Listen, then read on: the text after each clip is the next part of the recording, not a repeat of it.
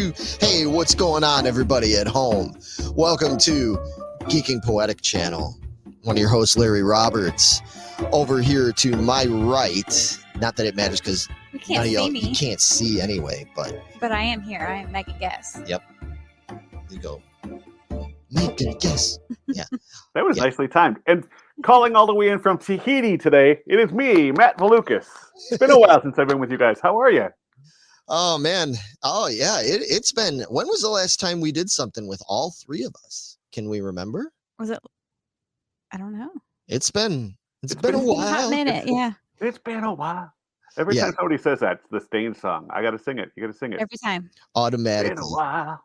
Yeah. Obviously, for those listening at home, you can tell that Matthew is not here in the studio with us. He said he is calling from oceans afar and everything, but we can hear him fine, and it's good. He is here. That's all that matters. He's here. All right. So what we are here for, if you don't know, I'm assuming if you're listening to this, you know, this is episode 2, second episode of the all brand new.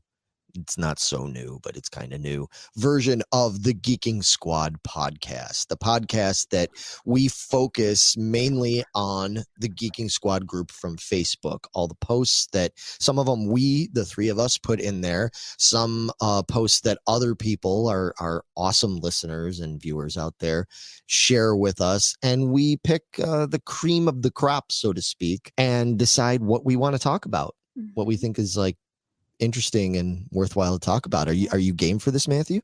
I am game. I feel like I'm overdue to talk about all this geeking stuff, so I am overflowing with excitement. I was just going to say, this is actually Matt's first time doing a Geeking Squad with us. It is. It's a treat. It is a treat. It is. Yay! And what's great is, even though you guys are listening, we can actually see each other. Like, even though I'm not in the studio, I can still see their smiling faces. So it's a treat for me as well to see these two. I love you guys. We're waving. Like, oh, okay. Hello, Matthew. Hi, Dr. Nick. But I do this every time when we start the show and everything. For one thing, I say that everything we talk about on here is just like in the squad group itself. It's all fun, nerdy stuff. We don't get into politics, we don't get into religion, and we don't endorse being like an outright asshole to each other. It's like be cool. Well, like we don't endorse it, but it does the three of us can be assholes to each other, right? Not in the group, but just yeah. Exactly. And I always like to start these. I did in the past, and now the first time I'll do with Matthew and then with you is I like to just ask the question, how's it going? What you been up to lately? Matthew? It's been summer. Like, there's been so much stuff going on. We had Pierogi Fest that happened over here in Whiting, Indiana. So if you're a region rat like I am, it's one of those fantastic things to do. But it's been summertime, and it's festivals, and it's going out, and it's beaches, and I've just been enjoying the summer as much as I can, the outdoors, and I've said outdoors in summer like 4 times. So that's what I've been doing. Well, it's fair enough, Yeah. Megan? I've been doing well too. I'm very excited and nervous. This weekend I have my mud run that I do every year. So that's right. Yeah, I was supposed to do that with you, and I kind of didn't. I do suck. Yeah. Yeah. You're gonna be awesome though. Yeah, we'll see. I might die. Again, like last year, I did not do any training. I am not ready for this, but it's going to be a blast. Hopefully I don't get rained on the whole time this year. Isn't that half the fun though if you get rained on? It makes it way more muddy and almost impossible. You need like just the right amount of mud, if that makes sense. Yeah. But I don't need the entire thing to be muddy. Just enough of it. Just the certain portions of it that need to be. Yes. Yeah. Well, so for anybody that's interested out there, we should say that this event that you're part of is called Rugged Maniac. The Rugged Maniac. There's like however many 15 or something obstacles I have to get around and over, up and through, and everything else. So I wish we could be there to see it. Well, hopefully one day you guys will actually follow through and come with me to do this. Yeah, we've totally dropped the ball. Yeah, we should make an episode about it, honestly. I know. Hello. She's been wanting to for forever, but every year I'm like, I've got a gig. Sorry. No, this year he's got 2 freaking gigs. Like, really? I do. Matthew's the smart one. He's only doing 1 gig that day. Yeah. And I'm desperate for money, so I'm doing it. What about you? Yeah, what's new with you, Lawrence?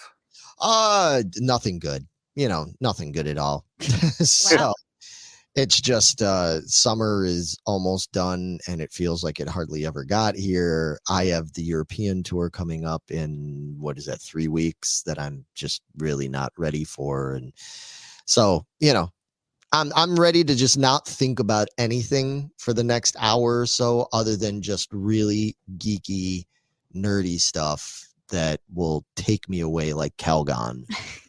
Just sweep me away right from my problems for a little while. Okay. All right. Well, let's do it then. All right. Where do you guys want to start today? Well, we'll start where we usually start. We usually start with A, and then go to B. Ooh. And then maybe 3.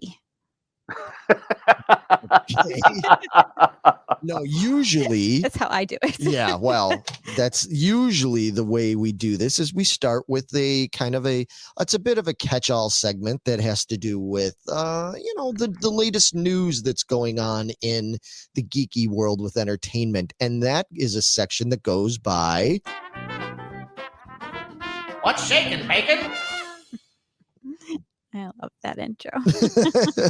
Yes, it is What's Shaking Bacon. What's Shaking Bacon? What's shaking in the entertainment news lately? Megan, I think you were going to start us off this time. You had some news, didn't you? Yeah, I found an article that I posted in the Geeking Squad with I cannot say this guy's name. You guys are gonna have to fix me.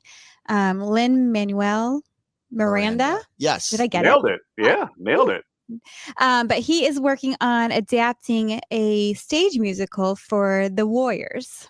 Yeah. Which is a book and a movie, and I think a video game as well, if I read correctly. And basically in our group, we kind of had a mixed reaction. Like, I cautiously optimistic. I was like, hell no, don't do that. But I mean, he's done Hamilton, which was huge. Right. He's done In the Heights. Yeah. He's written music for Moana and Kanto. The new live action Little Mermaid. That's right. He did do the Little Mermaid. I mean, this guy's done a bunch of really good shit. So I am on the optimistic side. I think if anybody could do it, maybe he could pull this off. Kind of like a Sweeney Todd kind of thing. Yeah, but a dark musical.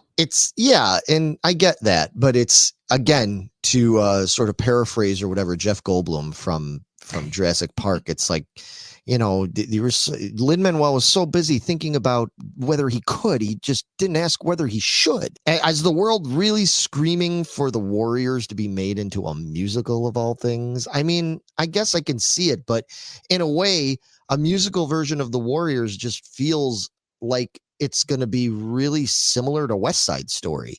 Yeah, my thoughts too. That's exactly what I thought of. Right? Yeah, because it's the setting. It's the New York setting. It's the rival gangs. There's even kind of like a girl and the main female in there. I just wonder how different it's going to be to really make it stand out on its own. And The Warriors. Now, Matt, have you ever seen The Warriors? No, that I have not. And I feel like it's a pox on my house because I haven't. It's one of those iconic movies with so many actors who kind of got their start in that. And it's on my should watch and should be slapped across the wrist with a ruler because I haven't. Well, I'm right there with you, Matt, because I think I've seen bits and pieces. I've never actually seen it all the way through, which is why I think I'm more optimistic side of it. Fair enough. That makes sense, because for me, it's one of my favorite movies. It's one of those movies where you don't want to sit down and watch it with me because I know every line, every voice, every bit of it. I'm optimistic because Lin Manuel Miranda is a very, very talented gentleman. And yeah, if anybody could do it, he's the guy. You know what I mean? So I'll give it that. But I don't know whether this is something I really want. I don't know. I'm one of those guys that's not a Lin Manuel fan at all. Okay. When In the Heights first came out, we listened to it. My wife and I listened to it a lot. And one year for her birthday, I actually got her tickets and we saw In the Heights when it came through. And it was a great show. It was awesome. It was really well done and we loved it. And then Hamilton came out and it felt like a lot of his writing style with that rap, that very rhythmic thing that he does. It was very similar to In the Heights for a lot of it. And I know he's got some variation there. My kids watch Moana all the time when it first came out, and we love the songs in that. But even some of that in there, you've got some of that. His voice is very particular in the stuff that he writes. But it's one of those things where I feel like he's all over the place, and he's like the it guy right now, and I feel like I'm burned out on him. And I think in that regard, I'm not looking forward to it because I just I'm not there with him. At the same time, talking about one of your favorite movies, a year or two ago, they made Back to the Future into a musical, and it premiered in London. And I listened to the soundtrack for that and hated it. I wanted to love it so badly, so badly. And other than like the remakes of Power of Love and Back in Time, it was not all that great. So I was not a big fan of it. However, I did find out, and I'm going off the rails a little bit here, but I did find out that in the stage play, they actually have a live DeLorean that flies over the crowd and everything like that. So the special effects in that are supposed to be really cool. Now, I'm very curious, taking it back to the Warriors, if they're going to do something like that, where if you're going to make it more interactive, if you're going to make it more 21st century, and I don't know what that means exactly. Sure. But I don't know. I feel like there's so many other ideas that can be done out there. Why do you have to take something? It's like to me, it's like Disney remaking live versions of all the cartoons. You've got tons of these great ideas. Why do we need to take something that was really cool 20 years ago and reimagine it as a musical? It doesn't need to be remade as a musical. It stood on its own. Let it be its own thing. Let it just live there. I don't need to see it as a musical. I kind of agree with you on that. That's sort of my feeling. I'll check it out. I'm definitely interested to check it out. If it turns out to be a pleasant surprise, great. That's wonderful. Like I'm not damning it completely, but I don't really have high hopes for it. So, but that's just me. All right. We have the new Van Halen box sets coming out. We do have the new Van Halen box set coming out. Yeah, that's exciting because that's a topic that is kind of near and dear to our hearts, especially lately, because for those that don't know, or maybe you didn't catch the episode, back at the start of this year, Matthew and I did what was intended to be a part one of a two-part retrospective discussion on the Van Halen discography. In the part one, we covered all the stuff with David Lee Roth. So everything up to 1984, and then the reunion album from 2012. And then the second half of it is that we were going to talk about all what, for lack of a better term, the Van Hagar stuff. And then a little bit, of course, there was the Gary Sharon thing as well. We'll probably touch on, but that was going to be in the part two. And our best intentions were we were going to do this, like, we'll do this in maybe like a few weeks. Well, it's been 8 months. 8 months. Yeah. Our follow through needs a little bit of work. We need to finish that a little bit. Yeah.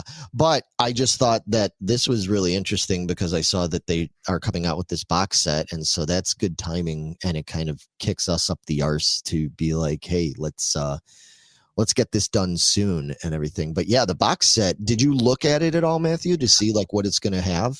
No, I have not. It's really cool, man. It's got all the albums. So it's got 5150, OU 812, For Unlawful Carnal Knowledge, otherwise known as FUK, and Balance. So it's got those 4 studio albums, which is really interesting to me when I thought about it. And I'm like, there was only 4 studio albums with Hagar? Right. It seems like there should be a whole lot more than that. But again, same thing with like the Dave stuff. It feels like there's so much more because they came out so quickly. Right.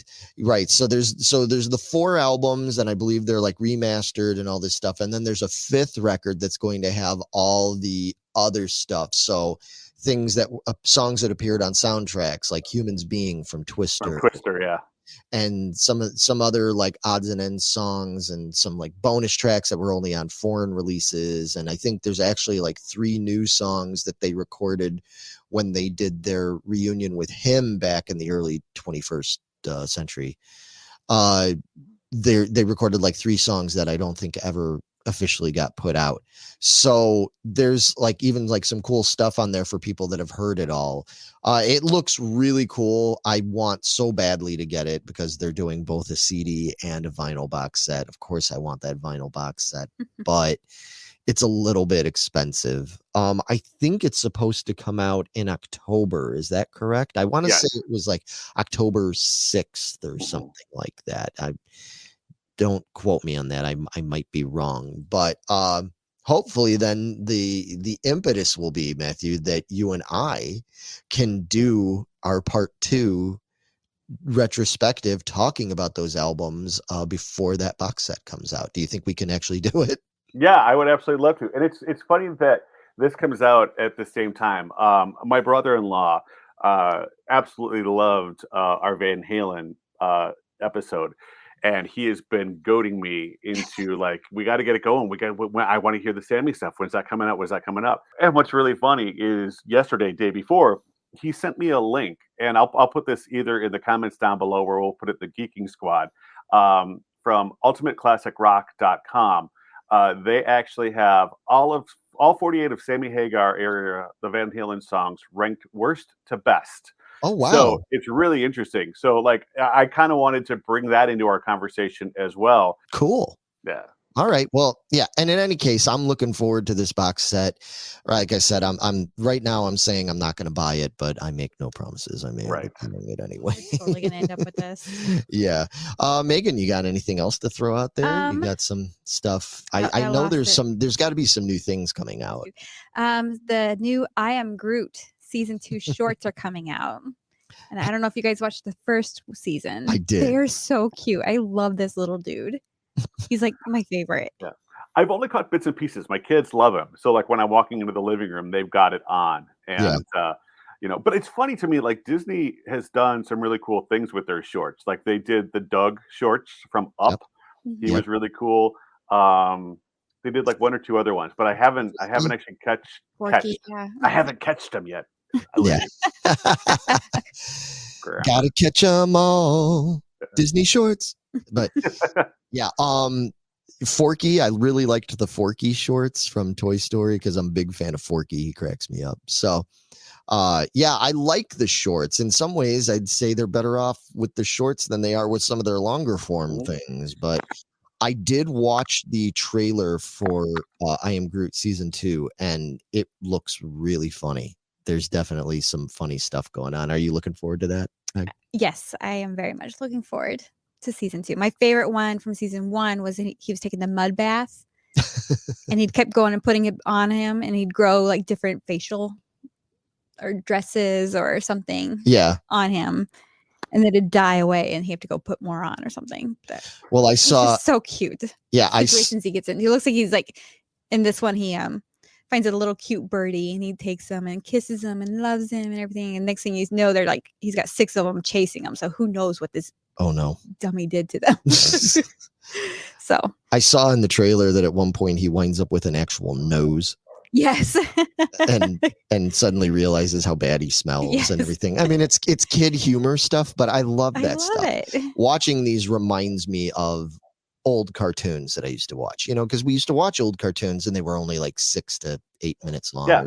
Like the old Warner Brothers stuff, the Tom and Jerry stuff. So I love that they're doing this in that tradition. Yeah, it looks like this comes out Disney Plus on September 6th. Cool. Very, very soon. That's nice. Awesome. Okay. Let's see. What else do we got? Okay. Yeah, that's it for our What's Shakin' Bacon segment. And I think before we get into the squad talk thing, I will, should we take a commercial break here? Yes, let's do our commercial break. All right. Here we have from our sponsor, commercial break.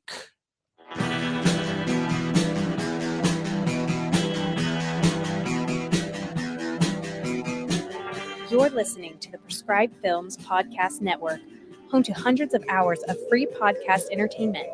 The shows on this network all have a common goal, providing you with the best discussions about movies and other forms of entertainment media. The PFPN hopes to fill your earholes with audio joy. Visit our website with links to all the other amazing shows at www.thepfpn.com. Thanks for listening.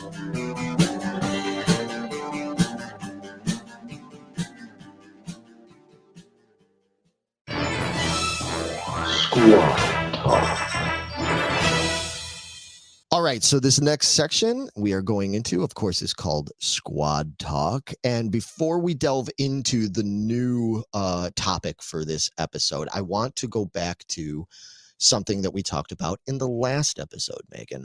We were talking about UAPs, otherwise known as UFOs.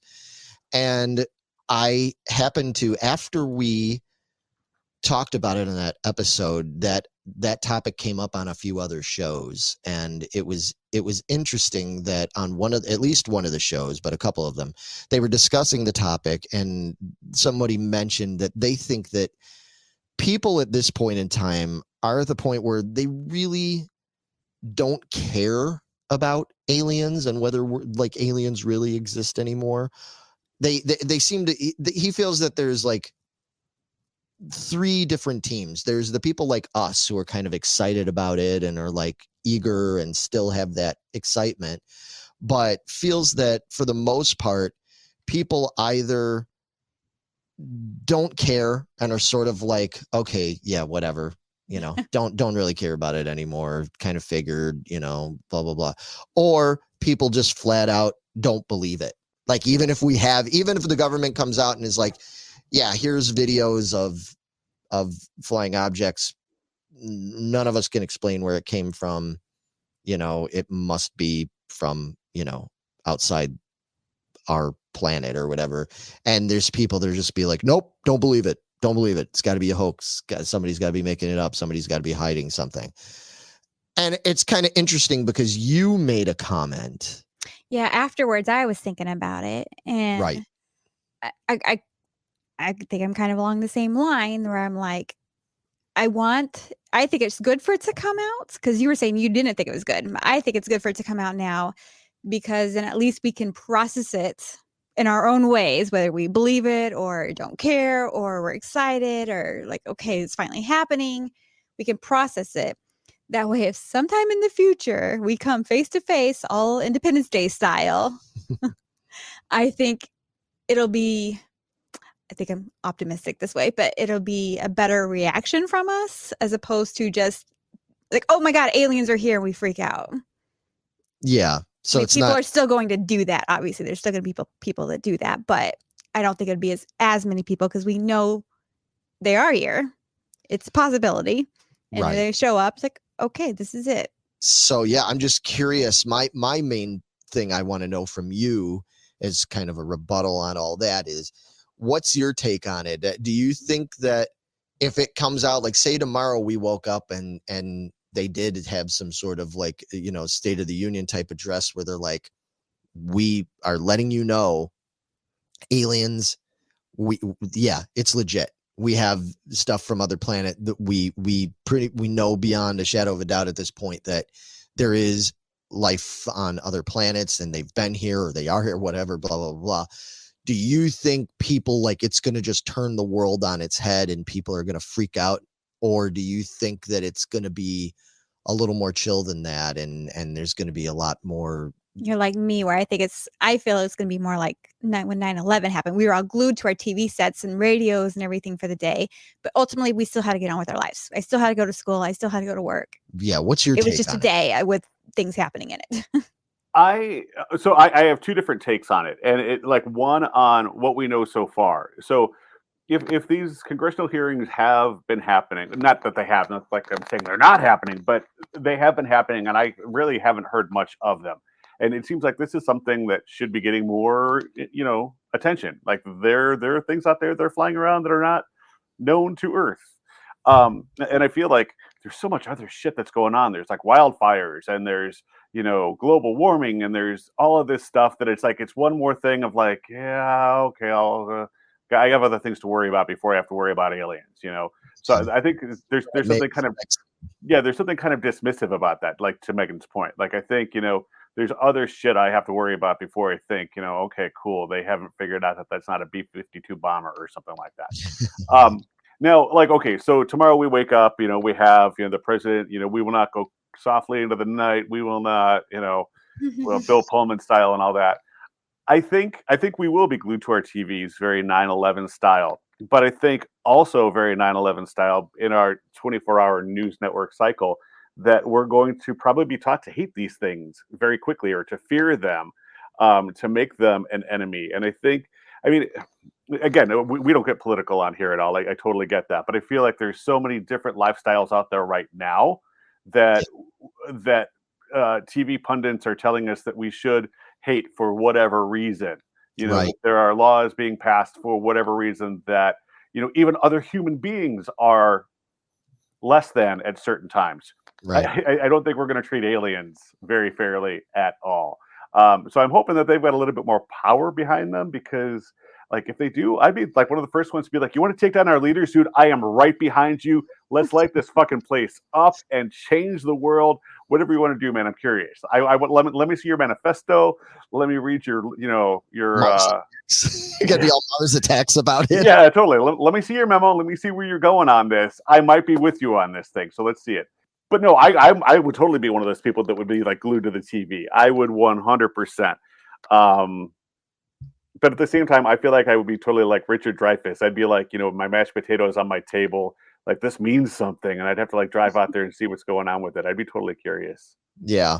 Oh, that's cool. I was just kind of curious, and I thought it was worth bringing up because it was interesting that this stuff came up right after we talked about it. Yeah. And like I said, Megan was already making her case for the fact that she didn't think it was going to be quite the massive life-changing disaster for society that I tend to think it's going to be.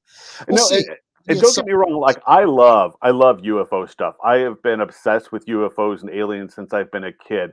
And with technology being what it is now, and I know we're going to talk about AI stuff in a little bit, but with computers and being able to fake footage and CGI being what it is in virtual effects, I hate that that's so much more prevalent now because I'm so much more skeptical when I see any sort of video that comes out with that. But like in the 80s, if like somebody's brother down the street had a VHS tape of something that they caught in the sky and it was on that camcorder, you knew that that wasn't faked. It was so easy to believe in something like that.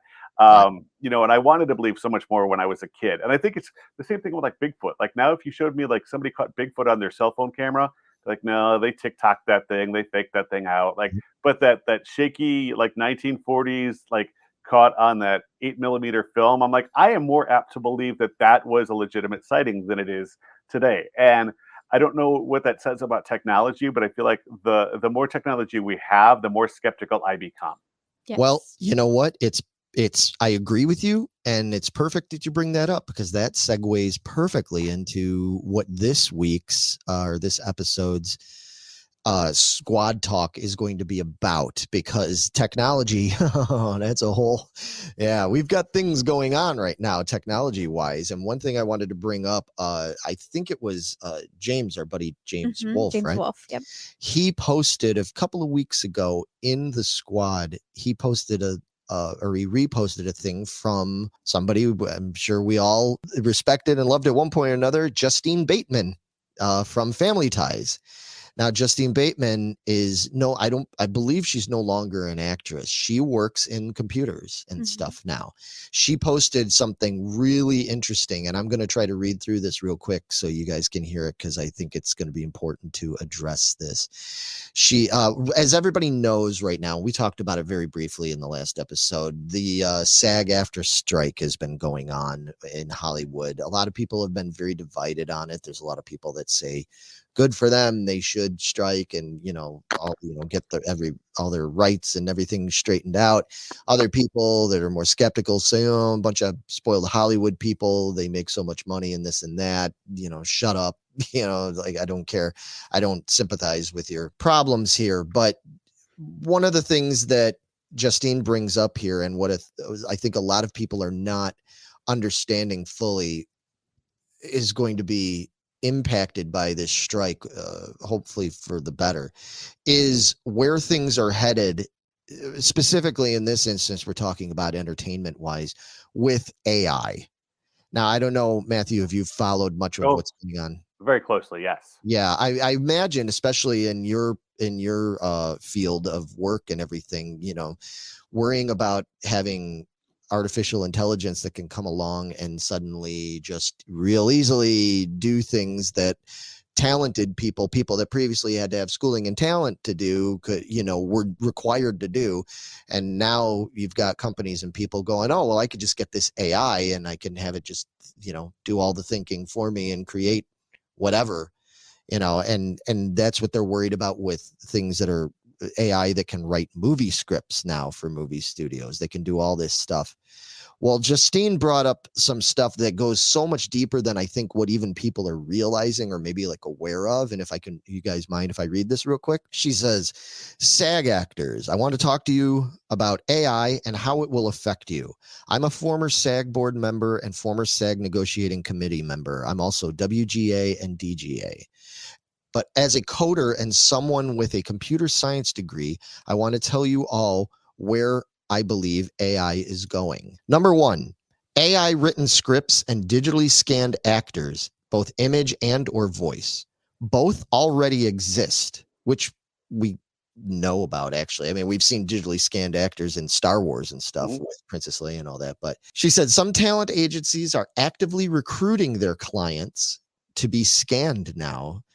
And you choose the products or projects and you get 75 cents on the dollar. Your digital image can be triple and quadruple booked, so that bodes well for a 10%er. 2, films customized for a viewer based on their viewing history, which has been collected for many years. As we know, they collect all our information. Actors will have the option to have their image, quote, bought out to be used in anything at all. 3, films ordered up by the viewer. For example, I want a film about a panda and a unicorn who saved the world in a rocket ship and put Bill Murray in it. So they'll be able to actually make you custom made movies based on what actor you want in there, because they'll have all of this digitally available to them. Number 4, viewers getting digitally scanned themselves and paying extra to have themselves inserted into these custom films. So like you could have this Bill Murray panda movie made and then be like, I want to be one of the characters in it. And if you've been scanned and you pay X amount of money, they will be able to put you in the movie. 5, licensing deals made with studios so that viewers can order up older films like Star Wars and put their face on Luke Skywalker's body and their ex-wife's face on Darth Vader's body. That's pretty funny, actually. 6, training an AI program on an older hits TV series and creating an additional season. She uses Family Ties, for example, has 167 episodes. An AI program could easily be trained on this and create an 8th season, even though we only shot 7. And then she says, and this is kind of the point, is AI has to be addressed now or never. I believe this is the last time any labor action will be effective in our business. If we don't make strong rules now, they simply won't notice if we strike in 3 years, because at that point, they won't need us. As an addendum, actors, you must have ironclad protection against the AI use of your image and voice in the SAG MBA, or your profession is finished. Demand it from SAG-AFTRA and do not accept any AMPTP proposal that does not have it. Needless to say, no IATSE crew members, no Teamster drivers, and no DGA directors will be needed. At first, these efforts will be run by software project managers, and eventually they won't even be needed at all. The crux of that is that the technology, even if we're not seeing it all being used to like a huge degree yet, it already exists. And it's being further developed. And within just a few years, this is going to greatly impact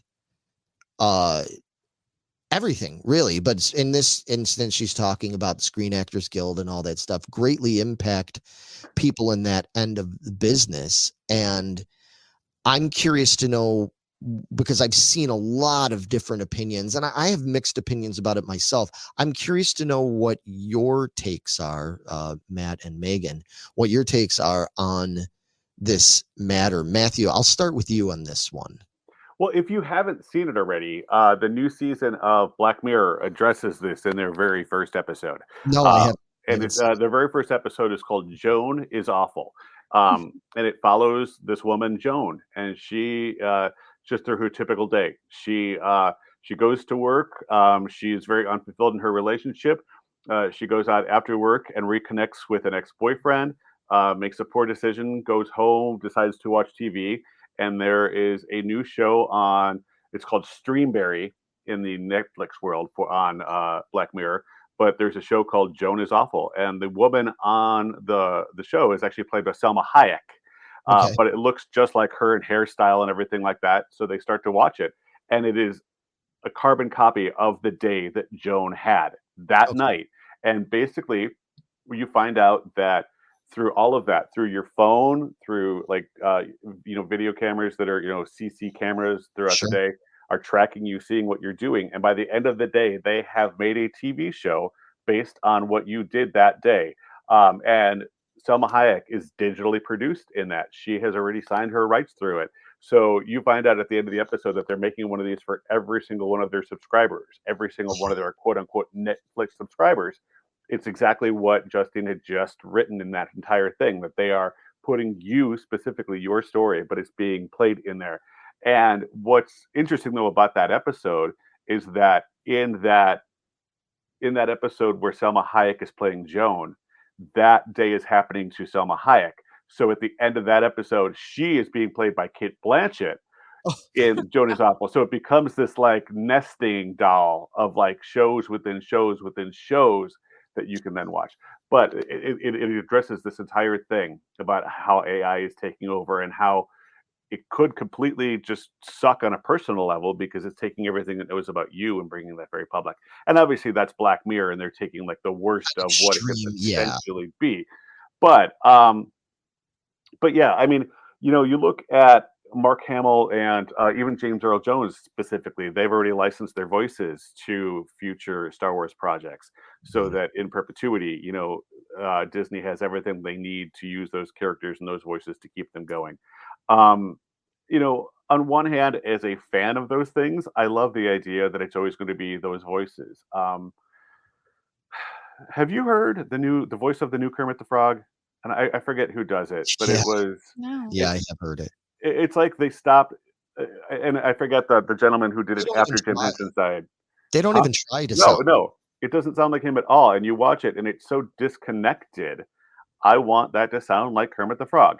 So if you're going to do franchises and things like that, I completely understand where you want that character to look and to sound a certain way.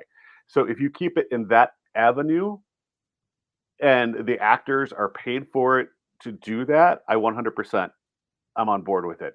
But to be able to, use my face on Mark Hamill just for the joke of it, to me that's more of a deep fake than it is Yeah. AI on film. The whole thing, honestly, it starts to make me widely uncomfortable because we're blurring that line between fantasy and reality so much more with all of that. But that starts to get into a bigger conversation beyond the entertainment world. Oh yeah, that's where it really gets bad. Yeah. But to me, the AI, the SAG-AFTRA strikes, what's coming in there from my point of view, and this kind of it branches off from what Justine is talking about a little bit. I don't know if you saw this. This was posted just yesterday that the TV show Suits was streamed for 3 billion minutes on Netflix.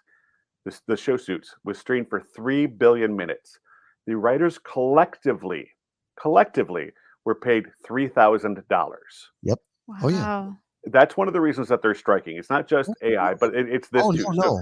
But, Yeah. but it's bigger than that. But you've got the idea that AI, these artists and writers are already being minuscule amounts. I mean, your stars that are making 20 million per picture, you've got those, but there's so many people behind that are not making anything. Majority of people that are working on these shows and these films are not making anywhere near as much money as people think they are. No, not at all. The Tom Cruises and all them are making a lot of money, but the rest of them are very much not, especially when it gets to the crew people and the writers and and all that kind of stuff. Yes, exactly.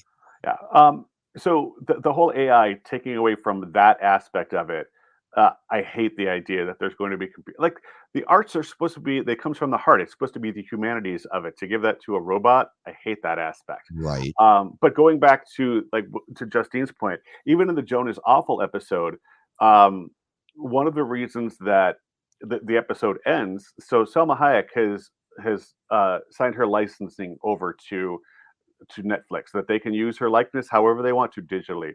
And the Joan character, whose life is being filmed every single day and she hates it, decides to do something incredibly drastic and crass to get Selma Hayek's attention because whatever Joan does, Selma Hayek's digital representation will do. And if it's so horrific, Selma Hayek is going to be offended that she, as a person, is being associated with what her digital character is doing. And it works. So Selma Hayek reaches out to the Joan in the episode to fight back and take Netflix down. That's So, interesting. but it is. But it kind of also points out to that yeah, however that AI works, you're signing over whatever. I mean, they can have pictures of you, butt fucking a donkey, and you've said, "Hey, that's cool. I've given you my rights to do that," and there's nothing that can be said or done about that because it is. Yeah, and I think it's going to have to get really technical about. I think that there should be entirely new contracts and rules and things, and that's what she was saying about an ironclad contract and all that kind of stuff. I think that there needs to be a lot of very specific rules about what they can and cannot use this technology for. Because yeah, exactly that. If I was Selma Hayek, if you're not careful about that, and they can suddenly go, well, we can have Selma Hayek in a scene where she's in a fucking orgy, with people, and we could do that, we could have her just do like all this stuff, and she's gonna be like, I didn't approve of that, and it's like, well, you didn't specify that in your contract, and Yep. and take it from somebody who, I'm not in the movie industry, but I'm in the music industry. I can tell you right now, any little thing that you do not have contracted, like specifically, if they can take advantage of that, they will definitely do it. Yeah, Meg, Yeah, because let's get your input on it.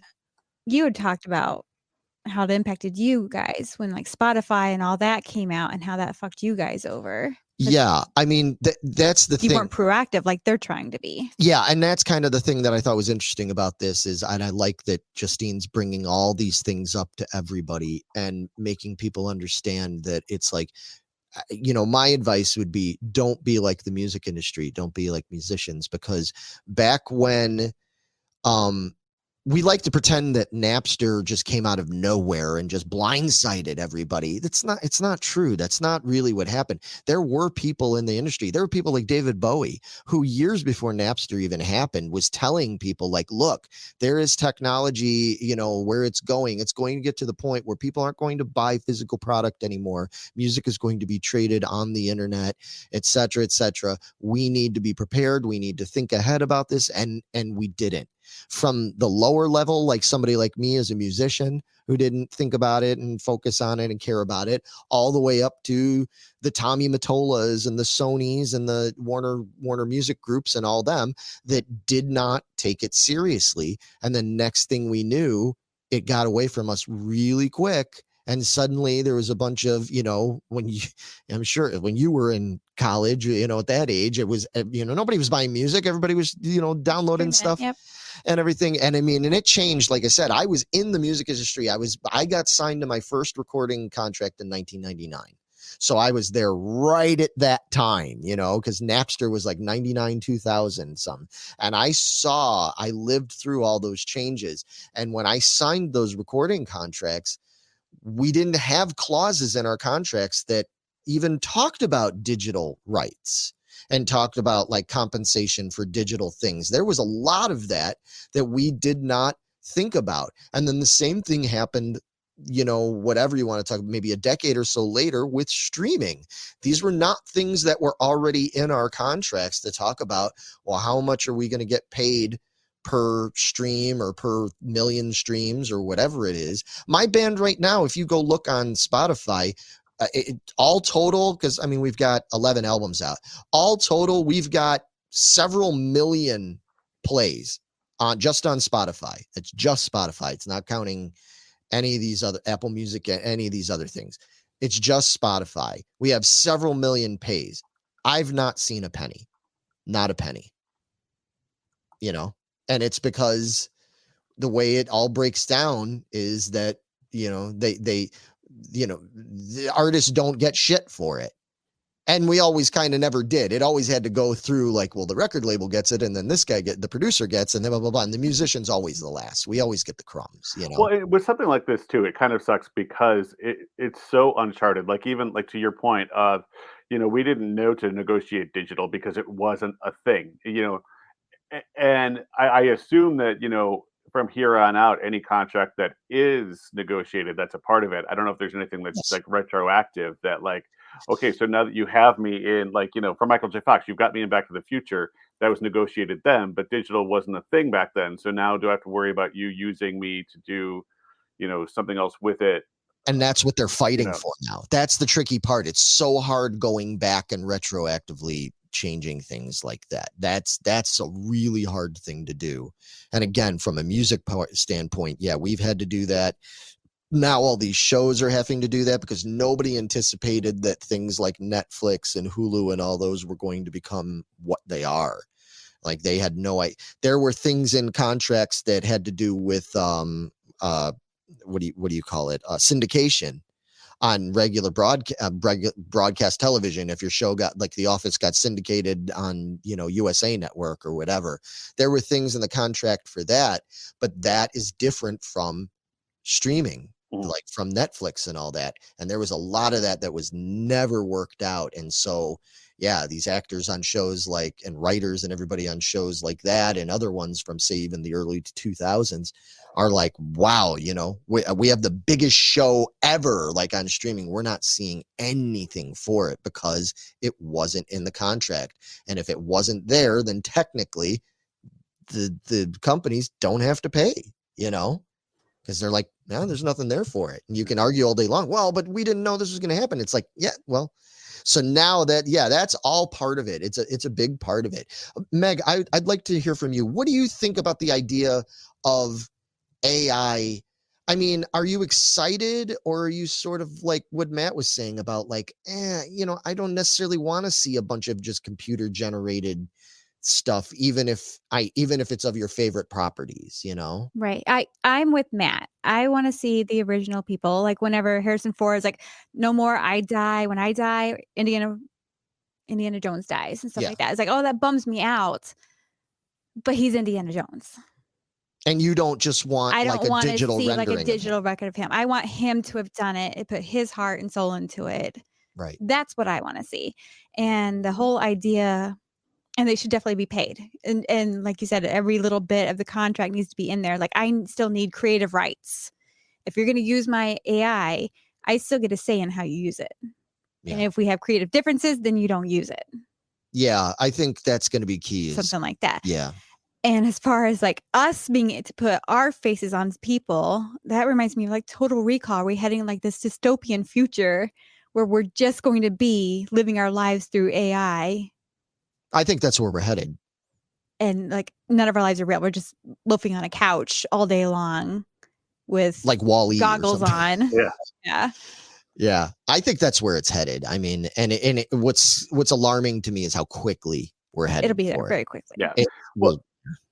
Right now, I'm not so worried about the look of AI. I mean, having just watched The Flash and Guardians 3 over the weekend, there's so much VX, virtual effects, whatever, that's happening right now that I guess I don't fully understand the AI version of what can be done autonomously versus like somebody at a computer and the AI doing it for them. Like, does a human still have to say, "Hey, I need Chris Hemsworth to be in a Superman suit, and I need him on Mars, and I need Rocket Raccoon next to him fighting, a giant spider." Like, do I have to type in those things and tell it what I want? and then it does that, or do I need to say, okay, but I need this to be 37 seconds long, and then I needed to switch to a cut scene to do this? Like, how much human interaction is involved? And not that makes a difference, but like how far along this AI path are we? Because again, watching like even like The Flash over the weekend, loved it, but there's still a limitation to what virtual effects can do. Um, especially if it's being run by humans, because there's only so many people to do it. I'm not as worried right now, but with the way that technology is moving forward at the quick pace that it is, I don't think that that's going to be an issue for very long. I think it's going to very Right. easily, like, Yeah, that's what I was just thinking, like with the de-aging process. Look how quickly that came Mhm. about. It was like out of nowhere. It's like, oh, that's not so good. And then holy crap, that's really good. They Mhm. really look like a younger them. And Yeah. that was like that Yeah. is what it seemed to me anyway. I Yeah. mean, But- and even And get like she said, 3 years time, it's not a big deal now, but in 3 years time, they're gonna be fucked. Yeah.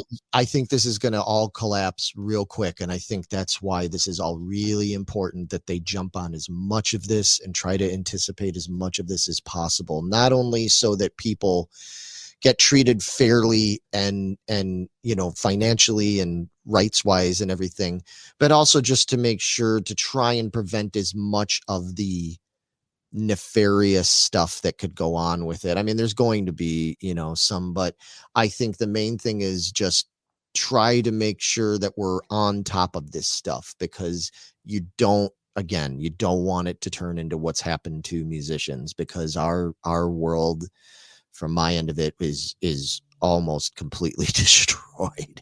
It's really, really hard to make any kind of living, and it's just getting worse. I just listened the other day, somebody took a Paul McCartney solo song that Paul McCartney did back, I don't know, 10 years ago or something, but it was one that he did where he wrote a song that was very Beatle-y, very Beatlesque, and they were able to go and take like some of the background vocals and make it sound exactly like John Lennon. So it sounded like a Beatles song. And they were able to de-age Paul McCartney's voice, so he didn't sound as warbly, because he sounds older now. Yeah. And they were able to, through all this AI stuff, and they were able to make it. And like, I never had a more conflicted opinion I almost ever that I can think of, at least in recent memory. It actually kind of brought me to tears hearing it. It was beautiful. Like, I was like, oh my God. Like, that's it, because it sounded exactly like Lennon and exactly like young McCartney. And I got choked up. I was like, oh my God. And then at the same time, I was like, oh God, like, they can do that now. Like, holy shit, that's got a lot of possible negative, repercussions to it too, that it sounded that good. And this was just some jagoff that had some AI, this wasn't like a big record company with a lot of fucking money behind it, really, really trying hard to make it sound like something they could sell to millions of people. You know what I mean? So it's going to be really interesting. I'm both intrigued and interested and freaked out about what the next few years are going to bring. To me, the possibilities are fantastic. I mean, I'm optimistic about the cool things that you can do with AI, and the marrying of styles like that, of an older voice and a deceased voice, and making it sound something like that. But there's also a lot of fear to me that comes with that, because that's one of those tools. It's like, not to equate it to the atom bomb, but like, it seems like it's you're doing something that's really cool and groundbreaking, but holy shit, can that be used for evil really, really quickly? Yes. Yeah, we go back to Jurassic Park. Yes. Yeah. Yes, just because you can doesn't mean you should. You should, exactly. Right. I guess that's the theme. That's our theme today. But, So. all right, cool. I'm sure we're going to be talking more about this in the future. There's going to be new things that are coming up and everything. But I'm glad we touched on this. I was really interested when James shared that thing from Justine. There's a lot of interesting stuff, things I hadn't even really thought about, like being able to Black Mirror it, have a movie that includes you in it and all this stuff. Like, I hadn't even thought about that. And it's like, yeah, they can do that. So people just watch me play with my kitties. And there's an audience for it. There's an audience that 100%. So, well, you two, I have loved being a part of this, and I hate to jet out early, but I I gotta head and do some other stuff. Thank you so much for letting me be being a part of this thing, and I can't wait to do the next one. You guys are seriously awesome, and I love you both to pieces. Like I said, I hate to jet out, but I gotta run. Okay. All right. We'll see you later. We'll see you, buddy. Thanks, guys. Bye. Thanks. Bye-bye. All right. So yeah, I mean, that was a good conversation. It was good having Matt to be involved. Yeah, that in was that. nice. He's even when I disagree with him about stuff, it's still good to have a Yes, absolutely. another All the viewpoint. opinions. So we Moving are on. we're running out of time here. This is going pretty long, but you want to do the last stuff we talked about, a lot of heavy stuff. You want to have some fun? Let's have some fun. Let's do some fun things real quick. All right, let's talk about some fun stuff. And this is the part, like last episode, we did the whole thing with the plots described poorly thing. That was fun. That was fun. We're going to do that again. And we Mhm. still encourage you all out there to send us in your plots described poorly. Let us try to guess and figure out what they are. Yep. But for this episode, we're going to do a little bit of meme talk. Yes. We got some really good memes in the squad group over the last couple of weeks and things that are fun to talk about. So let's get into it. All right. So let's do this one. Instead of remaking great movies, Right. they should remake bad movies that were based on good stories, but did not meet the expectations. So what bad movie would you remake? Okay. So the point is instead of, say, like if somebody wanted to go and remake Gone with the Wind, which is a classic, great movie, Right. or going to remake Roots or Star Wars, the original Star Wars or something like that, saying there were movies out there that had some promise to them. Maybe it was a good story or it was cool characters, but just for one reason or another, the movie was bad. Right. And so, okay. So you'd like it redone so it meets the expectations. Yeah. I mean, the problem is I could think more of like TV shows than I can movies. All right, we'll do that. All right. Well, for me, I mean, this is an obvious one because I've talked about it so many times. The one that it has to be hands down the one that I had the most high hopes for, where I was so excited to see this come out. And when it came out and I watched it, my heart sank so fast. And that was the series of 11/22/63, based on the Stephen King novel of the same book. I've ranted about this before, but what a disaster that was. I went off the rails very quickly. Well, I know some people that really liked it, and it actually got some really good reviews and everything. Really? I feel like I have the problem of that I know the book too well. And if I didn't know the book as well as I did, then maybe I wouldn't have, if I just watched it and took it for what it was, It'd be better, yeah. it would be better. Because you wouldn't know things are out of order and God. not done correctly. I mean, It's like that didn't happen like that. that movie, I mean, that miniseries, that whole thing, they literally just took the most basic characters and concepts from the book and wrote something almost entirely new. Yep. Like it was just like a completely different take. I was like, what is why? The original story was fucking great. Like, why couldn't we have gotten that? And then later you want to do a new take on it. But why didn't I just so badly in my heart wanted the movie or TV version of that book. And I didn't get it. And I probably never will. And that's heartbreaking. And that goes for a lot of other book ones. I mean, people might be surprised to hear this, but the book version, the novelization version of Star Wars Episode 2, Attack of the Clones, is awesome. It's really good. Oh, that's right. Yeah, you were saying that. Then you and Paul went and saw it. Yeah, my singer Paul and I went and saw Attack of the Clones, and by the end of the movie, I was slouched so far down in my seat. I was like, oh no. The way they interpreted things from the book and the script, the way things were directed, acted, shown, the way they made things funny that in the book weren't funny at all. Very important scenes, that I was so looking forward to that they just cut out entirely. Those are usually the ones that I feel are the most. I know one. Well, you didn't hate the movie, but I know one that you could say almost the same thing for. Yeah. Where you really liked the book and the movie didn't live up to it. Yeah, I didn't hate the movie. Right. Okay. I didn't think it was as good as the book for sure.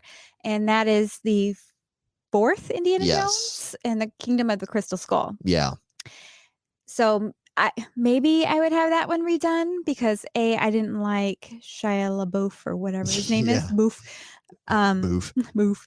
As Indiana Jones' son. Right. That's not what I would picture at all Right. for his son. And I just didn't like him playing it. So I had a prejudice right off the bat. And I know some people had an issue with the refrigerator and stuff like that. I was like, it's so minor. Who cares? Really? Yeah. And then their big thing was, Indiana Jones with aliens and stuff like that. And it's like, I don't think that's so far-fetched because they had all this other, Right. like guys that live hundreds of years old and the knights and Yeah, I didn't have a problem with that. I mean, I don't think that's so far out of the realm of possibilities, especially with the UAPs like we have now, Right. So are there any movies that you really think like were just bad and you're like, man, they could remake that? All right. So I had a really hard time with this one. And I think I finally landed on one. Mm-hmm. And that was Ender's Game. Because I have such a hard time. They cram so many things at us so quickly. It gave me a headache. I did not enjoy that movie at all, but I feel like it was a fun, good story. They just did not have to cram that much at us. Yeah, and some of the acting and things, some of the script writing of that one. Yeah, I remember it's been a while now. We talked about that back when we did our Harrison Ford episode many, many moons ago. Mm-hmm. Yeah, I could see that. I'd be willing. It was good enough that I would be willing to see a remake of that, depending on how they changed it. Yes, yeah, I liked the story and where they were going with it, but it just did not land for me. Yeah, I'm trying to think if there's any other ones like that. There's some like obvious ones. I feel like getting back to speaking of horror, I feel like a movie that was everybody universally pretty much agrees is like a pretty bad movie, but a movie that had it been done differently at a different time and a better budget, different writer, especially if they had used all the original people on it, that could have been a great sequel had they done it right, would be Exorcist II: The Heretic. Okay. That movie is a disaster. Oh yeah. It's not even scary. It's just so badly done. And anyway, that's probably for movies. That's probably my number one. Like I would love to. And now we talked in the last episode about how they're going to do another Exorcist sequel and everything. And what they're talking about doing in this new Exorcist movie is probably more like what they should have done in Exorcist 2. But even there was aspects in Exorcist 2 that was like really cool. The backstory of Pazuzu and Father Merrin and Linda Blair going through, even though she's not possessed anymore, technically, that she's got all these repressed memories and things and still has like a connection to Pazuzu and all that kind of stuff. There was a lot of potential there for something really, really cool. And they just dropped the ball on that. So that's really, aside from the ones like I mentioned where like they didn't live up to it because the book story was cool. That's probably my number one pick would be Exorcist 2. I wish they could have done something better for that. Okay. Yeah, I'll go with that one. All right. Sounds good. You want to move on to another meme? Yeah, let's do another meme real quick. Okay. So we had this meme. I think Javier shared this with us. Javier's got all the good group, stuff. Javier Torres. And we can it's got this whole list of superheroes. With different prices. Yeah. We got a $60 group, we got a $30 group, and we got a $10 group. Okay. And we could spend $100 and build our team. Right. Okay. And the team, it's a bunch of it's all DC and Marvel superheroes. Yes. So for the $60, we have Superman, the Hulk, Doctor Strange, and Wonder Woman. Yeah, those are your $60 choices. Okay. And who's our $30 choices here? $30 choices. Yeah, let me look at. So it's the Flash, it's Cyborg, it is Black Panther, and Iron Man. All right. And then we have a $10 category, which is Captain America, Black Widow, Bucky, and Batman. Right. I feel like that's a really good bargain there on those $10. Those $10, right? So you can only spend $100. What would you pick? All right. So I I don't know. Yeah. I think maybe you should go first. No, you go. So my thought Uh-huh. is like I kind of threw away the team thing, and I was gonna go with Doctor Strange for $60. Okay. I was gonna go with Captain America for 10, Okay. and I'm taking Bucky for 10. Okay. Okay, so I have $20 left, right? Yep. All right, so I'm gonna take Doctor Strange. I'm gonna have him send poor Captain America back to his timeline so he can live his life like he wants to Okay. with his girl. I'm gonna take Bucky for myself, and we're going to Taco Bell and getting dinner for $20. That's my plan. Oh God. That All I need is protection for Bucky. That's all I need. He can do everything, okay. and I do mean everything. Wow. No. Okay. So that's my plan. How about you? Yeah, that's very different. Very different from my plan. Very different from my plan. Yeah, no, my thought was honestly that whole $10 tier is great. Captain America. I mean, Captain America, $10, dude. He's one of the best. Right? It's one of the fucking best. And I know there's people I've talked to. They're like, oh, I like Captain America the least. You're crazy, man. Like, so I would take Captain America. I'm going to take all four of them. I'll say Okay. Captain America, Black Widow. She's very loyal. She's super smart and skilled, and she'll do a lot of the dirty work. You know what I mean? Like she's just like a grunt, on the ground that'll do, gets it done. Bucky, I'm a huge fan. Love Bucky. Winter Soldier is awesome. And Batman. I mean, it's freaking Batman. I'm Batman. I'm Batman. And pretty much any incarnation of Batman I'm good with, really. The one they pictured was the Affleck Batman, and I thought he was great as Batman. So I'm good with that. So I'll take those. So that's $40.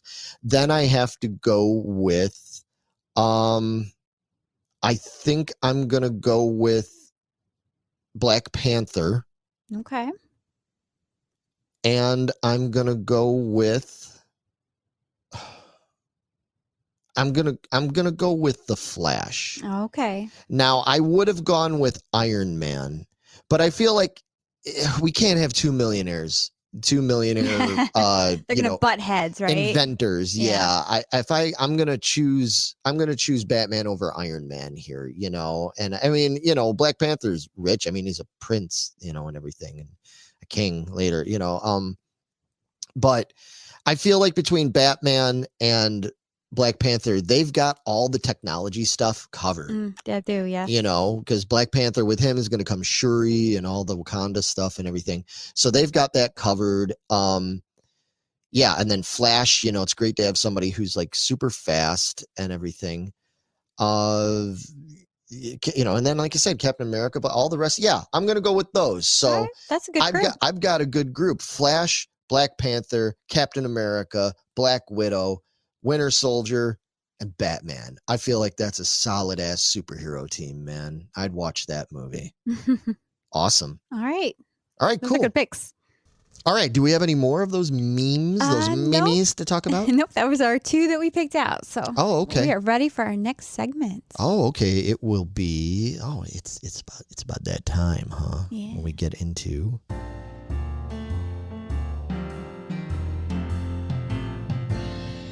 What do you suggest? What do you suggest? I suggest you get your scrawny butt up and out of here while I tell everybody about the good stuff. How about that? Okay, I'll go upstairs with my cats. I was just kidding. It's my house. I'll do what I want. I was just kidding. I'm totally joshing with you. Yeah, I and everybody else out there would love to hear what you suggest. Yes, this is the segment where Megan and I suggest things to all of you out there that we think you should check out. So it could be a movie, book, album, TV show, cartoon, whatever. Yep. All that kind of stuff. Megan, would you like to go first? I will definitely go first. So I know last episode we mentioned I was going to see the new Haunted Mansion movie. Oh, yes. Right? And I did. And then stupidly, I looked up and because I wanted to see reviews and all that stuff, see what people are saying about it. And they were totally ragging this movie, talking about how bad it was and this doesn't make sense and why did you do this? And I don't like this character. And you know what I think? I think they're all dumb because I loved this movie. It was so good. I loved every character in it. Lakeith's character was amazing. So I don't understand why people are like, well, he doesn't believe in this or whatever. I was like, okay, you're missing the entire point, people. Clearly. Did you even watch the same movie I watched? So my suggestion is watch this movie because it is good. Do not expect like a full-blown horror movie because that is not what Disney does. This is a Disney ride movie. There's a lot of things in there to go back to that Disney ride, to like fan service, which I absolutely adored and loved every second of it. It's like, oh, I remember that. Oh, I remember that. Oh, I remember that. You know? And there were some scary parts, but it wasn't so scary. Right. It's just like the ride where it's, it's a little bit scary, but kids can still watch it. This is still a kid's movie. Nice. So watch it. And I'm very thankful that a lot of people on my friends list, including Jess, who I went and saw it with, loved it as much as I did. That's awesome. So thankfully I have smart friends, and that will hopefully include you guys too out there. But yeah, I just do not understand the hate that this movie is getting. It's like that. I don't even see how they watched the same movie that I watched. Yeah, I feel like that all the time. As clearly as some of the other rants I had during this episode. Right. Yeah, no, that's awesome. I definitely want to see it at some point. I mean, obviously at this point, I'll wait until it comes out on streaming or whatever, and I'll check it out. But yeah, I think it's great that it's a little scary, but again, they didn't feel the need to take it and be like, let's take Disney's Haunted Mansion and let's make it into like a completely brutal, like scary thing that'll freak people out. And, and it's like, we don't need that. We have plenty of other stuff like that. This was a perfect homage to the ride. Nice. Perfect. Nice. And like we said, you're a big fan of of Jungle Cruise, which was Jungle Cruise one. Another nice homage to the ride and everything. I love that. That's one of my favorite movies. Yeah. So I will be watching the heck out of this movie when it comes out on Disney. Yeah. How does this rank up there with Jungle Cruise for you? It's there. It's underneath it. Okay, you still like Jungle Cruise because I haven't watched it as much. Okay. But I really, really enjoyed this movie. Nice. There's funny parts to it. Owen Wilson and Danny DeVito were great. Nice. They were so much fun. The little boy that's in this movie, that kid is amazing. He's going places. So okay. So like Rosario Dawson's, like she was okay. She wasn't like overly fantastic or anything like that, but she was okay. Mm-hmm. Jamie Lee Curtis, she was okay. Tiffany Haddish, her character was pretty funny. Nice. And it was like, I don't know, about like basically everybody kind of coming to terms with who they are. So it even had like a good story plot behind it because everybody grew and, came to terms with who they are. Because like people don't accept them for what they do or what they believe or anything like that. But by the end of it, they're like, you know what? This is what it is and I'm going to own it. So that's cool. Yeah. So I loved it. You should go see it. Okay. That's my pick. Well, on a similar note, and this is a little bit of an older movie. People are going to say, "Oh, well, that came out a while ago," and it did. This is a movie that came out back in April, so this isn't like new news, but it just recently came out on streaming.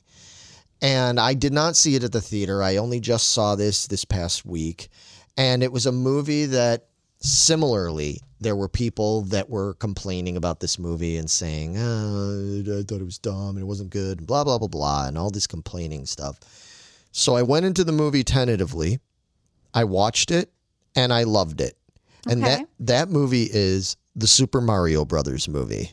Really? Yeah, animated. I did. I heard that was terrible. It's not. Okay. It's not at all. It's not even remotely terrible. I'll tell you what it is. It's simple. Okay. It's, it's kind of to the point. It's silly. It's definitely safe for kids. Like, it doesn't get too violent or over the top. There's not a lot of like, I think that adults can enjoy it, but there's not a lot of adultizing I'll call it, for I don't know if that's an actual word, but there's not a lot of like adultizing of it, you know, where they're like, they weren't like having Princess Peach make like some sexual innuendo comments that it's like nudge, nudge, wink, wink, only us older people that have sex are going to get it. Like there really wasn't much or anything of that. It was a cute movie. I loved the way it stuck to the video games. It blended things going all the way back to Donkey Kong and the first Super Mario and all that kind of stuff, all the way up through Super Mario World, Mario Kart, dreaded Mario Kart. Oh, I'm in. I want to see it. Everybody, if you don't know, I'm terrible at Mario Kart. Absolutely terrible. Fun. And Megan loves how horrible I am at Mario Kart. Oh, it's amazing, guys. Anyway, so it draws from all that. Yes, there's a lot of fan service because they do like little things. Like there's one scene when Mario is trying to go, he needs to go talk to the princess to warn her about what's going on and get her help. And a couple of the little mushroom guys are stopping him and everything and tell him like that he can't go see him. And they're like, oh yeah, your princess, she's in another castle. Yeah, that's it. Yeah, the princess is in another castle. Sorry. And it's just like that throwback to the game where it's like, we're sorry, Mario, but your princess is, when Toad tells him your princess is in another castle and everything. There's all sorts of like cute little things like that. And I just loved it. They had Jack Black doing Bowser, and there's even a couple funny scenes where he's like sitting there like singing these like lamenting, like tormented piano ballads about how much he loves Princess Peach and all this. It's funny, it's cute. Seth Rogen is Donkey Kong, and that cracked me up. Like it was perfect. I really like it. I know the movie was successful at the box office. It made like $1.3 billion. So I think there's a good chance we will still get sequels. But it did take a beating from a lot of people online that just said, oh, this movie's stupid and it doesn't have a deep enough plot and is too silly and kiddie and all this other shit. And I'm like, kids movie. And exactly. And it should be. And I like the fact that it's just a kids movie. I think that it was just the right amount of everything. So if any of you out there, if that sounds appealing to you and you're like, you know, I wanted to see it, but I wasn't so sure, give it a shot. It's not the kind of movie that's going to have you like busting a gut because it's so funny. It's not so funny. It's cute. It's funny. There's good laughs. There's good action. And I'm a big fan of Super Mario. I love the original Super Mario games, 1, 2, and 3. Super Mario World is really cool. Mario Kart's not so much. But, you know, I love all that kind of stuff. And so this was just a nice, heartwarming homage to all of that. So that's my recommendation. All right, I'm checking that one out. Okay, cool. You sold me on it.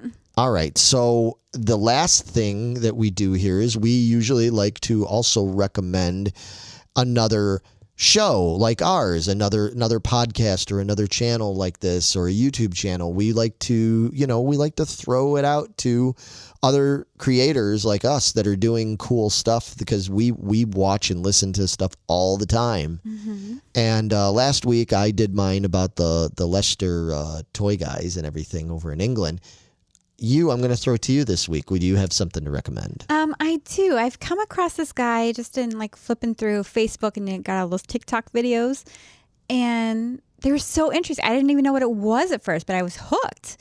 And what he does is he goes to all these random places. He'll tell them like what city he's in, but then he just sits in silence in a random place, and it sees how long it takes them, anybody, to find him. Right. So does he like give out clues or anything like that? Like if he's in a town and he's waiting somewhere, like if he's sitting in the middle of like a field somewhere, will he like give you some sort of like little clue as to maybe what field he's in? Right. If it's got like a park name or something, like he'll give you something, like if a park was named, you know, Hanks Park and everything, you know, if he'll sit there and be like, you know, Tom Hanks. Yeah, or something like that. Yeah. And like, yeah, he does do that. Okay, so he doesn't make it too hard. Right. After a while, if nobody's finding him, he will give out a hint. And I think he gives out a second hint. And usually people find him by then. Okay. They've had people, it's been seconds Like minutes, and he's like, what how did you even find me? It's his reaction every time is what gets me. But what's the point of him doing this? So this guy's name is Tim Hayden, Hayden. Right. He's on TikTok as Tim Hayden 6. The number 6. The number 6, yes. And his whole point is he quit his job and everything, put everything on the line, and started his own business. Okay, so this is for a business. This is a marketing tool, and I think it's a brilliant fucking marketing tool. And he travels the world now and does this in different places. And what his company does is he makes watches. They're called Hagley, Hagley West watches. Hagley West? Hagley West watches. So he's done this, and this is like his journey. So whenever the people find him in these random locations, all they have to do is yell, "Love your journey" to him, and he will gift them one of these watches. Okay, so it's just whoever the first, just gives it to one person that finds them. Yeah. Okay. That runs, because he like sit in this isolated spot, so nobody's around, and he'll like be watching. He's like, "Oh wait, there's a car. Holy crap, there's a car pulling up. I've been here for like a minute." And they'll run out like, "Love your journey," and like hoofing it down the field to him. He's like, "Are you kidding me? How did you find me?" She's like, "I recognize the tree. I live around the corner. I got my car and drove as fast as I could." That's fun. So it's a lot of fun, and just seeing his reaction to everybody and how grateful he is. And like he documents everything. Like I hit August 2021, the moment I hit a new record for daily sales. He documents it so you can grow with him. And that's why it's Love Your Journey, because he's showing everything, every step of the way. Gotcha. Of it. And it's I don't know, it's a brilliant marketing tool, and it fascinates me. So I have to watch him every time I see it. Right. So I'm looking at the stuff here. So it's www.hagleywest, HAGLEYWEST.com. I'll include links in the below and all that stuff. But I like that he says, "I decided instead to celebrate the love of the journey, not just mine, but also of others. No two journeys are the same, whether they be emotional, physical, mental, or spiritual." Yeah, that's really cool, man. Like I think, here's a guy that just decided to start a company. I think it's a middle in COVID and stuff like that. He just went for it. And is like, I'm going to make a company making like really cool, like custom watches and stuff like that. Like really, yeah, they're really nice watches. They're not that expensive. Yeah, they look really cool. And then he goes out and he just does this. It's brilliant marketing. Yeah. It's brilliant marketing. Because it says here, according to this on TikTok, just on TikTok, so this isn't even including like YouTube and Instagram. Just on TikTok, he's got 1.5 million followers. Wow, man. Yeah, he's from Great Britain and stuff. Yeah, it's fascinating. Yeah, that is really cool. Yeah, I'm going to have to look more into this and check this out, because that's interesting. Yeah, that's fun, man. That's really cool that you found that and everything. And I'm going to look more into this, into his videos, and as well as just his watches and stuff. I love a good watch. That's cool. Yeah, there's some really pretty ones I was eyeing up. I was like, All right. Christmas is coming. All right. Well, I guess that does it for us, man. This has gone way long enough and everything. Once again, thank you to our floating third, we can say here, Matthew Valukas. When he can be here, he's here. We told everybody before, we're going to probably have people kind of floating in and out of here, so it's not always just Meg and I. Like we'll have other special guests on here. We may even have some of you on here in the future, but we'll be talking about that in the future. So anyway, thank you so much for listening. We should be, barring anything unforeseen, we should be back in 2 weeks with episode number 3 of the all shiny new, revamped, restarted, start me up, and I'll never stop Geeking Squad podcast. Yeah, so make sure you share your articles, any cool things you find, share them in the Geeking Squad with us on Facebook. And please subscribe. Yes, please. Please subscribe. Subscribe, share, all like, that fun jazz. Comment, all that. We really, really need that.